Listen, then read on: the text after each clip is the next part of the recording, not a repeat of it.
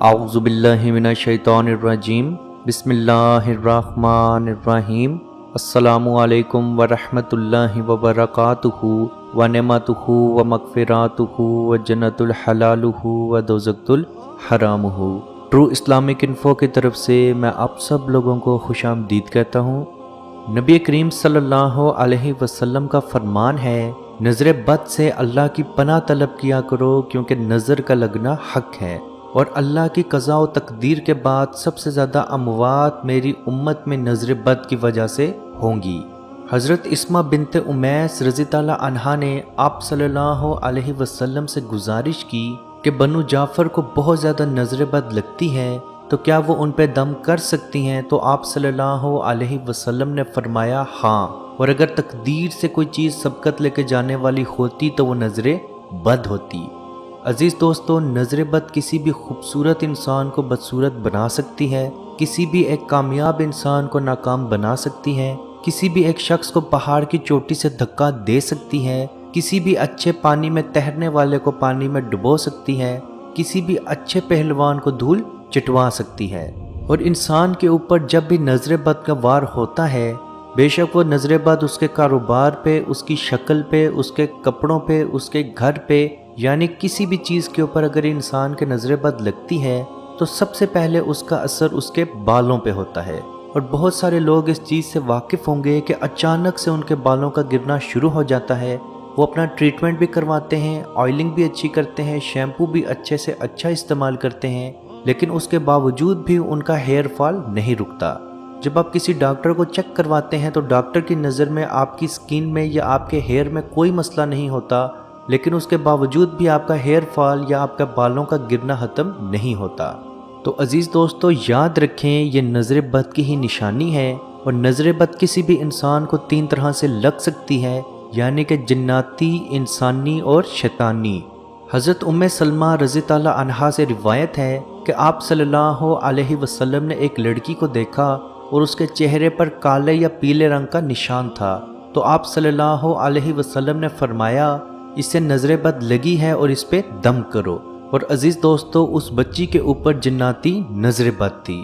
تو یاد رکھیں جنات بھی انسان کو نظر بد لگا سکتے ہیں، اور سب سے زیادہ نظر بد انسان کو بیت الخلاء میں لگتی ہے، کیونکہ آپ صلی اللہ علیہ وسلم کا فرمان ہے بیت الخلاء کے اندر جنات موجود ہوتے ہیں، اور جب وہ انسان کو بیت الخلاء میں دیکھتے ہیں تو اس کے اوپر اشک بار ہو جاتے ہیں اور نظر بد لگ جاتی ہے۔ اسی لیے آپ صلی اللہ علیہ وسلم نے بیت الخلاء جانے کی اور بیت الخلاء سے واپس آنے کی دعا سکھائی۔ عزیز دوستو، جہاں تک بات ہے آپ کے بالوں کے گرنے کی، نظر بد کی وجہ سے بالوں کے گرنے کی، تو اس کا علاج بہت ہی آسان ہے۔ دن میں 1 مرتبہ آپ نے شیشے کے سامنے کھڑے ہو کے سورہ 3 کی تلاوت کرنا شروع کرنی ہے، اور یہ تلاوت آپ نے کم از کم 10 مرتبہ کرنی ہے، اور اس کے ساتھ سورہ فلق اور سورہ ناس کو آپ نے 7 مرتبہ پڑھنا ہے، اول و آخر درود ابراہیمی، یعنی کہ وہ درود جو آپ نماز میں پڑھتے ہیں۔ ان تمام کلمات کو پڑھنے کے بعد آپ نے دونوں ہاتھوں پہ تھو تھو کر کے پورے سر کے اوپر پھیر لینا ہے، یعنی اپنے بالوں کے اوپر آپ نے مساج کرنی ہے، اور انشاءاللہ بحکم خدا 7 سے 8 دن کے اندر اندر آپ کے بال گرنا ختم ہو جائیں گے۔ یاد رکھیں یہ عمل آپ نے دن میں 1 مرتبہ روز کرنا ہے، 7 سے 8 دن کا عمل ہے، انشاءاللہ بحکم خدا آپ کے بال گرنا مکمل طور پہ ختم ہو جائیں گے۔ عزیز دوستو، یاد رکھیں نظر بد کسی نیک انسان کی بھی لگ سکتی ہے، نظر بد آپ کو اپنی بھی لگ سکتی ہے، نظر بد آپ کو اپنے والدین کی بھی لگ سکتی ہے۔ تو جب بھی اپنے آپ کو آپ شیشے میں دیکھیں تو ماشاءاللہ یا بارک اللہ ضرور کہا کریں، کیونکہ اللہ پاک نے اگر آپ کو کوئی نعمت دی ہے تو اس کے لیے اس کا شکریہ ضرور ادا کریں۔ عزیز دوستو، امید ہے آج کی ویڈیو آپ کو پسند آئی ہوگی۔ اگر آج کی ویڈیو آپ کو پسند آئی ہے تو لائک کا بٹن ضرور پریس کریں، اور اگر آپ کے دماغ میں کوئی بھی سوال ہے تو کمنٹ سیکشن میں ہم سے پوچھ سکتے ہیں، ہم آپ کو جواب ضرور دیں گے۔ اور اگر ابھی تک آپ نے ہمارا channel true Islamic info subscribe نہیں کیا تو ضرور سبسکرائب کر لیں، اور نزدیک ہی لگے بیل کے آئیکن کو کلک کر لیں تاکہ آنے والی تمام ویڈیوز کا نوٹیفیکیشن آپ تک ٹائم پہ پہنچ سکے۔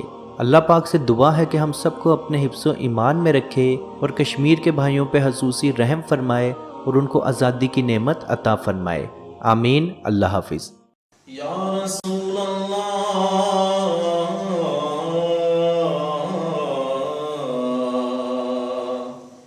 انظر حالنا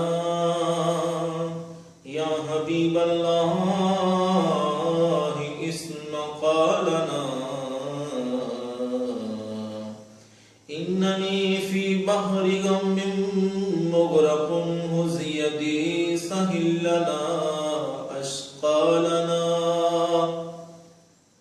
اے مالک و مولا کریم آقا صلی اللہ تعالی علیہ وسلم کے توسل کے ساتھ اے مالک ہمارے اٹھے ہوئے ان گندے ہاتھوں کی طرف نہ دیکھ.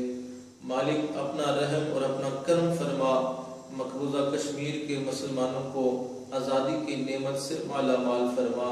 اے اللہ اس حال کے اندر جب کہ ان پر ظلم و ستم ہو رہے ہیں، اس قدر ان پر مصائب اور آلام ہیں، اے مالک و مولا اس ماہ مقدس کی مقدس گھڑیوں کا صدقہ اے اللہ کشمیر کے مسلمانوں کو آزادی کی نعمت سے مالا مال فرما.